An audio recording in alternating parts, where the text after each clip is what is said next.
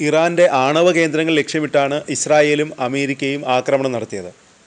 എന്നാൽ ആണവ കേന്ദ്രങ്ങളെ തകർക്കുന്നതിൽ ഇരു രാജ്യങ്ങളും പരാജയപ്പെട്ടതായി പിന്നീട് വിവിധ റിപ്പോർട്ടുകൾ വന്നു. ഇറാൻ്റെ ആണവ പരീക്ഷണങ്ങളെ ഇസ്രായേലും അമേരിക്കയും ഭയക്കുന്നുണ്ട്. തടസ്സപ്പെടുത്താനുള്ള നീക്കങ്ങളും സജീവം. അമേരിക്ക ഉന്നയിക്കുന്നത് യുക്തിരഹിതമായ ആവശ്യങ്ങളാണെന്നാണ് ഇറാൻ്റെ ആരോപണം. ഇത്തരം യുക്തിരഹിതമായ ആവശ്യങ്ങൾ ഉന്നയിക്കുന്നിടത്തോളം കാലം ഇറാൻ അമേരിക്കയുമായി ചർച്ചയിലേക്ക് മടങ്ങില്ലെന്ന് ഇറാൻ വിദേശകാര്യമന്ത്രി പറഞ്ഞതായി തസ്നീം വാർത്താ ഏജൻസി റിപ്പോർട്ട് ചെയ്തു. ഇറാനും അമേരിക്കയും 5 റൗണ്ട് പരോക്ഷ ആണവ ചർച്ചകൾ നടത്തി. ജൂണിൽ ഇസ്രായേലും അമേരിക്കയും ഇറാനിലെ ആണവ കേന്ദ്രങ്ങളിൽ 12 ദിവസം നടത്തിയ വ്യോമാക്രമണത്തോടെയാണ് ചർച്ചകൾ അവസാനിച്ചത്. യുഎസുമായുള്ള ചർച്ചകൾ താൽക്കാലികമായി നിർത്തിവെച്ചു. യുഎസിൻ്റെ അമിതമായ ആവശ്യങ്ങൾ കാരണം അവ മുന്നോട്ടു പോയില്ല, അബ്ബാസ് അരാങ്ചി പറഞ്ഞു. കഴിഞ്ഞ ദിവസം ഇറാൻ്റെ ആണവശേഷി യുഎസ് നശിപ്പിച്ചുവെന്ന അവകാശവാദവുമായി ട്രംപ് എത്തിയിരുന്നു. എന്നാൽ ട്രംപിൻ്റെ ഈ അവകാശവാദം ഇറാൻ്റെ പരമോന്നത നേതാവ് ആയത്തുള്ള അലി ഖമേനി തള്ളിക്കളഞ്ഞു.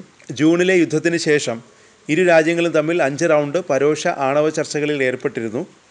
ഈ ചർച്ചകളിലൊന്നും സമവായം ഉണ്ടാക്കാൻ സാധിച്ചില്ല. പിന്നീട് ചർച്ചയ്ക്ക് തയ്യാറാണെന്നാണ് ഇപ്പോൾ ട്രംപ് പറയുന്നത്.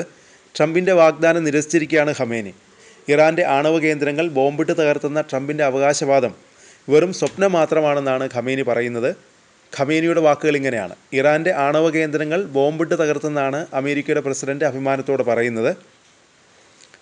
ഇതിനെക്കുറിച്ച് പറയാനുള്ളത് സ്വപ്നം കാണുന്നത് തുടരുമെന്ന് മാത്രമാണ്. ഒരു ഡീൽ മേക്കറാണെന്നാണ് ട്രംപ് സ്വയം പറയുന്നത്.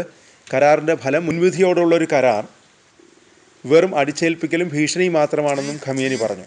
ഇറാൻ്റെ ആണവ വ്യവസായം എന്താകണമെന്നും അത് എങ്ങനെയാവണമെന്നും ഇറാൻ തീരുമാനിക്കുമെന്ന് ഖമേനി പറഞ്ഞു. അത് എങ്ങനെയാവണമെന്ന് പറയാൻ ട്രംപിന് എന്ത് അവകാശമാണെന്ന് ഖമേനി ചോദിച്ചു. ഒരേ സമയം ഇറാൻ്റെ സൈനിക കേന്ദ്രങ്ങളിലും ആണവ കേന്ദ്രങ്ങളിലും ആക്രമണം നടത്തിയെന്നാണ് ഇസ്രായേൽ അവകാശപ്പെടുന്നത്. പ്രാദേശിക സമയം പുലർച്ചെ 3:30ഓടെയാണ് ഓപ്പറേഷൻ റൈസിംഗ് ലയൺ എന്ന പേരിൽ ഇസ്രായേലിൻ്റെ സൈനിക നടപടി ഉണ്ടായത്. ഇറാൻ്റെ നദാൻസ് ആണവ കേന്ദ്രത്തെ ലക്ഷ്യമിട്ടായിരുന്നു പ്രധാന ആക്രമണം. ആണവായുധമെന്ന ലക്ഷ്യത്തിലേക്കായി ഇറാൻ യുറേനിയം സമ്പുഷ്ടീകരണം നടത്തിക്കൊണ്ടിരിക്കുന്ന കേന്ദ്രമാണ് നദാൻസിലേത്. മരുഭൂമിയിൽ ഭൂമിക്കടിയിൽ 3 നിലകളിലായി ഏകദേശം 1,00,000 ചതുരശ്ര മീറ്റർ വിസ്തീർണത്തിൽ വ്യാപിച്ചു കിടക്കുന്നതാണ് നദാൻസ് ആണവ കേന്ദ്രം. ഇറാനിൽ നിലവിൽ 15 ആണവ ബോംബുകൾ നിർമ്മിക്കാൻ ആവശ്യമായ സമ്പുഷ്ടീകരിച്ച യുറേനിയം ഉണ്ടെന്നാണ് ഇസ്രായേൽ കണക്കാക്കുന്നത്. ഇസ്രായേലിൻ്റെ ആക്രമണത്തിൽ ഈ കേന്ദ്രം തകർത്തുവെന്നാണ് പുറത്തുവന്ന റിപ്പോർട്ടുകൾ. ഇറാൻ്റെ ആണവ പദ്ധതിക്കെതിരെ പതിറ്റാണ്ടുകളായി നൽകിയിരുന്ന മുന്നറിയിപ്പുകൾക്കൊടുവിലാണ് ഇസ്രായേൽ അപ്രതീക്ഷിതമായി ആക്രമണം നടത്തിയത്. ആക്രമണത്തിൽ 200 യുദ്ധവിമാനങ്ങൾ പങ്കെടുത്തതായാണ് ഇസ്രായേൽ പ്രതിരോധസേന അറിയിച്ചത്.